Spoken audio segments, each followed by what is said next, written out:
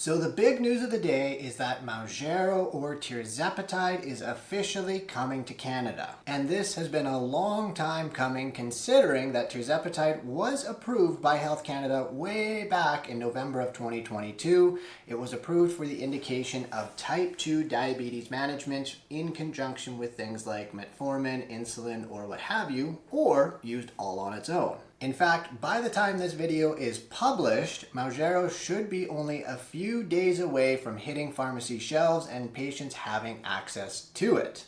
So hopefully I will not have to redo my video and eat my words. This is looking at you there, Eli Lilly. Please make sure it happens. Now, for my fellow Canadians that might not know what Tirzepatide or Mounjaro is, what it is it's similar to Ozempic or Wegovy. Well, I guess it's technically same but different. Ozempic and Wegovy contain the same molecule called semaglutide. Semaglutide is what we call a GLP-1 receptor agonist, so it mimics the hormone GLP-1 that our body naturally produces. So Tirzepatide is like semaglutide in that it does have this GLP-1 component, so that's the part that's similar. And what the GLP-1 hormone does in our bodies is that it helps to basically manage our blood sugar levels and helps with weight management by acting within our brain and decreasing our wanting, cravings, and drive for food. Now, the part that is different about Tirzepatide or Mounjaro is that it has what's called a GIP component.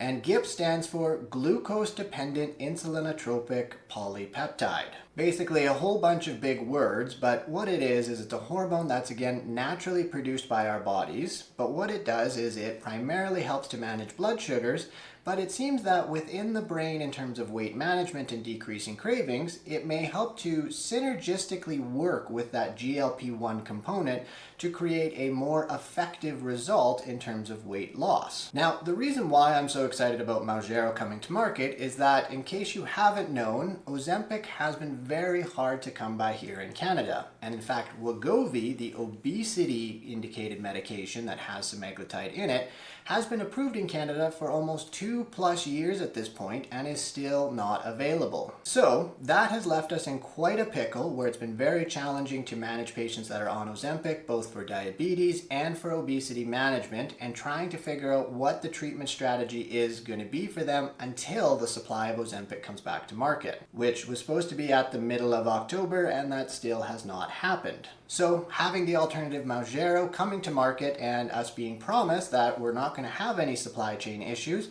is very exciting because we now have an agent that we can utilize and provide to our patients. Now, one thing that I do need to highlight here is that, again, Mounjaro is technically only approved for type 2 diabetes management at this present time. We are expecting the indication for obesity management to happen in early 2024. So that doesn't mean if you are just struggling with obesity, you won't be able to access Mounjaro. Really, all that means is that you will just have a real problem getting it covered by your insurance company. You see, the insurance companies can be a real stickler and they only want a medication to be used for a specific indication, and ultimately they'll need a whole pile of paperwork to be filled out and such like that before they'll actually provide coverage for the drug. So you could still certainly use the medication off-label. If you get it prescribed, you would just have to pay out of pocket for it. And so to celebrate Mounjaro coming to market, what I want to do today is go over a paper that actually did a bit of a comparison between Mounjaro 5, 10, and 15 milligrams once per week versus Ozempic 2 milligrams once per week in individuals that have diabetes. And that study was done by Vader and friends, and basically what they did here is they compared two trials that were done previously, the Sustain Forte trial and the Surpass 2 trial. Now, what the Surpass 2 trial was it was a comparison between Mounjaro 5, 10, and 15 milligrams compared to Ozempic 1 milligram once per week in patients that had diabetes. And the Sustain Forte trial was done as a comparison between Ozempic 1 milligram and Ozempic 2 milligrams once per week. And what the authors ultimately did is they instilled the help of a very smart statistician and math person that was able to amalgamate the data from those two trials in order for us to do a bit of an indirect comparison between the Mounjaro 5, 10, and 15 and comparing it to the Ozempic 2 milligram dose. Now, this table right here did a little bit of a comparison between the two trials, basically to show us how much of a difference or what were the things that were different between the Sustain Forte trial and the Surpass 2 trial. And for the most part, they were very similar in design. They were about 40 weeks in length. There were slight differences in the A1C cutoffs of the people that could be considered in the trial. And for the most part, all of the participants were on the same medication regimens, with the exception in the Sustain Forte trial. Participants were also on metformin and a sulfonylurea, which would be something like gliclazide or glyburide. And in the Surpass 2 trial, they were only on metformin. Now, this next table right here shows kind of the baseline characteristics of all of the participants and patients that were in the two different studies. Obviously, there's a lot of numbers and data here, not really important for you, but just to kind of give you a breakdown so that you can kind of see it if you want to pause it and look in real close at this point. But take a look, you can kind of see here that generally the individuals had similar A1Cs. The participants in the Surpass 2 trial had weights that were a little bit lower, like near 94 kilos, whereas the individuals in the Sustain Forte trial were at the 98 kilo or so they were a little bit heavier. But overall, the BMI and such was similar at about 34. So the primary individuals in these two studies had diabetes and they were struggling with obesity. Now, let's get into a little bit more of the juicy details as to what the authors actually found. Now again, the authors basically did a whole bunch of math and they did what's called a number of sensitivity analysis. Basically, they were trying to remove certain components or certain participants and such like that in order to kind of get different comparisons and different outcomes to see what exactly the results and such like that showed. Basically trying to line things up even closer because there was slight differences between the trial participants and such like that. Now, in this next table here, you can see the various sensitivity analysis and basically all the math that the authors did for this trial and doing their comparisons. But the two main sensitivity analysis or analyses that I'm interested in was the primary analysis, so that's the one at the top there highlighted with that red box, and then the sensitivity analysis number 3. Now, the reason why I like sensitivity analysis number 3 was because what the authors did there is they combined the data sets from the two different studies, and they combined the data that included participants that, say, discontinued the drug or stopped halfway or whatever, some other kind of reason. And basically, when we look at what's called the intention to treat principle or intention to treat analysis from studies, that gives us a more real-life perspective because not everybody is going to tolerate and do well on the medication, and so this is going to be more closely related to what actually happens in real life compared to the perfect trial conditions. Now we get to do the really fun part, and that is diving into the results. And what I'm going to show you here is a series of forest plots. First, we're going to start with the blood sugar lowering effect of comparing Mounjaro 5, 10, and 15 to that Ozempic 2 milligrams once a week. Now, these are called forest plots because, well, it's supposed to kind of look like a tree with the various lines that are going out horizontally and then that dotted line in the middle being the trunk.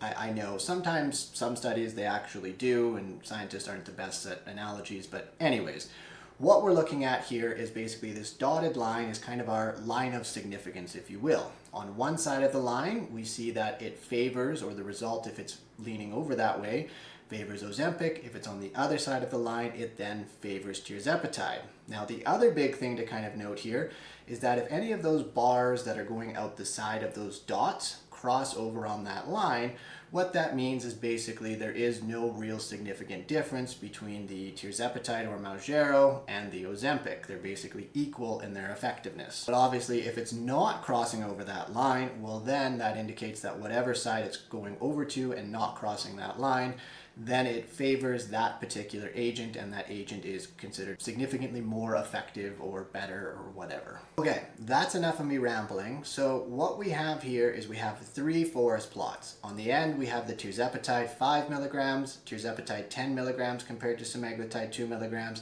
and finally Tirzepatide 15 milligrams compared to semaglutide 2 milligrams. The top set of dots there are our primary analysis, and what you can see is that the 5 milligram compared to the semaglutide 2 milligram is that the line crosses over the tree trunk. The dot is, kind of on one side, yes, but overall, since it's crossing that tree trunk, Essentially, the tirzepatide 5 and the semaglutide 2 milligrams are similar in their efficacy in lowering A1C. As we move to the middle graph here and we look at the tirzepatide 10 milligrams, it is not crossing over that tree trunk, and the dot is on the side of tirzepatide, so that indicates that tirzepatide 10 milligrams is more effective than semaglutide 2 milligrams. And then finally, when we get over to the tirzepatide 15 milligram graph here, you can see that that dot and those lines are even further over and favoring the tirzepatide side, indicating that again, tirzepatide 15 milligrams is more effective than the semaglutide 2 milligrams. Now, when we look at the results from that sensitivity analysis number 3, again, this is going to be closer to real life data. What you can see over in the tirzepatide 5 milligrams compared to semaglutide 2 milligrams is, again, it looks like they are pretty similar in their efficacy. It's crossing over that tree trunk, no big significant differences there. When we go to the tirzepatide 10 versus semaglutide 2, the result's a little bit interesting. Technically, the result is significant for tirzepatide in favoring tirzepatide 10 milligrams, but the air bars of that little dot there are crossing and, well, it's basically touching that tree trunk. Like it's just a smidge there. So it's maybe just slightly significantly better that the tirzepatide 10 milligram is compared to the semaglutide 2 milligrams in lowering A1C. But in that sensitivity analysis number 3, when we get to that 15 milligram dose of tirzepatide, you can see it is definitely significantly more effective at lowering A1C compared to the semaglutide 2. What about weight loss? And so again, I've got a whole pile of forest plots here to show you. We've got the 3 again, tirzepatide 5, tirzepatide 10, and tirzepatide 15. This one looks a little bit more straightforward. If you look at the tirzepatide 5 milligrams with the primary analysis at the top circled and the sensitivity analysis number 3, basically the 5 milligrams was similar to the semaglutide 2 milligrams in helping with weight loss. And then as we go to the 10 and the 15, it is very clear that tirzepatide 10 and tirzepatide 15 are more effective than Ozempic 2 milligrams once a week in lowering weight. In fact, it's significant and quite far over favoring the tirzepatide side compared to semaglutide in both of those dosages. So I don't know about you, but that is pretty darn cool, and we can certainly have a bit more of a clearer conclusion that Mounjaro is more effective than semaglutide 2 milligrams once per week, at least in this indirect analysis, in helping to lower and manage weight. Now, this video wouldn't be complete and this paper wouldn't be complete if they also did not look at the safety outcomes or the side effect outcomes between these two medications and certainly these two dosages. This gets a little bit trickier because overall the results and what they saw was not as easy to compare, if you will. And the reason for that is that if we look at this table here, what I'm showing you is basically the breakdown in safety outcomes between the SURPASS-2 trial and the SUSTAIN FORTE trial, and highlighted in red there is the Ozempic 1 milligram once per week and the adverse effects that happened with it in the two different studies. And as you can see looking down the two columns there, between the two studies there was like a 10 to 12% difference in terms of adverse effects that was happening with that semaglutide 1 milligram dose in the two different studies. Overall, with a similar trial population, study design, and that sort of thing, the adverse effects outcomes should have been similar between the two groups and maybe not this stark of a difference. So having this kind of mismatch makes it very challenging to really do any kind of comparison between the Mounjaro and that semaglutide 2 milligrams. Because in the semaglutide 2 milligram dose in the SUSTAIN FORTE trial, well, things are obviously a little bit shifted down. They had a reduced rate of adverse effects than what was occurring with the Mounjaro dosages and the semaglutide 1 milligram dosage in the SURPASS-2 trial. So with these kinds of differences, what is potentially happening is either the adverse effects that happened in the SURPASS-2 trial are higher than what actually is the true value, or the adverse effects that were maybe happening in the SUSTAIN FORTE trial were lower than what is truly actually happening. The authors between the two studies also looked at different adverse effects outcomes and stuff like that, and maybe there wasn't as much detail or difference in the collection and reporting and that sort of thing. So there's a lot of different variables and things that are in place, and it's hard again to make any kind of conclusions. From what I can tell you about the studies and just in general, kind of in the experience and what I've heard, generally the higher doses of Mounjaro, the 10 and 15, seem to have a higher effect of adverse effects, particularly GI in nature. There's no stomach paralysis, no cancers, anything like that, at least in comparison to the semaglutide 2 and Wegovy 2.4 milligrams. That's likely going to be the case given that it is more effective and more potent, so more potency generally is going to mean more side effects. But how much more it is in terms of side effects, well, that's going to be up for debate until we get a little bit better of a head-to-head in the future. Overall, though, the side effects and such that were reported and seen are very similar to what we typically see with these medications. Again, GI in nature, and overall, yes, there is expected to be some, especially at the start, as individuals are titrating their dose up, but as the body gets used to the medication, those side effects begin to resolve and go away. So, there you have it. That is it. That is all. That is your comparison between Mounjaro 5, 10, and 15 to the semaglutide or Ozempic 2 milligrams once per week.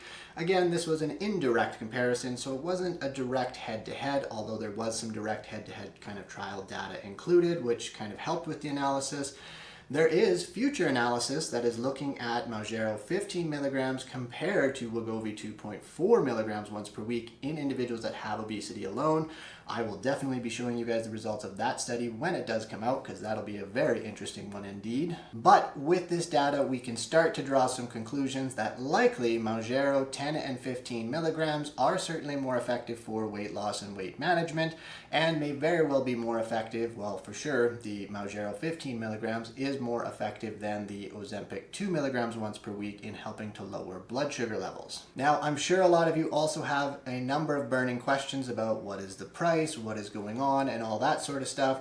I am going to be doing a live this coming week that will answer all of those questions, so be sure to tune in on Wednesday at 7 p.m. Mountain Standard Time. As well, don't forget to check me out on my other channels at The Official Dr. Dan, and check out my website healthevolve.co. As well, if you are in the Alberta area and you're looking to maybe switch or want more information about Mounjaro, reach out to my pharmacy and my pharmacist-led obesity clinic at Apothecare Pharmacy. All the links and everything are down below in the description. They're on my profile. Go and check it out. Everything is there. And of course, if you got some kind of value out of this video, don't forget to hit that subscribe button down below and share it with all of your friends and families that you think would get some benefit from it. And of course, leave your questions below and I will do my best to get to them.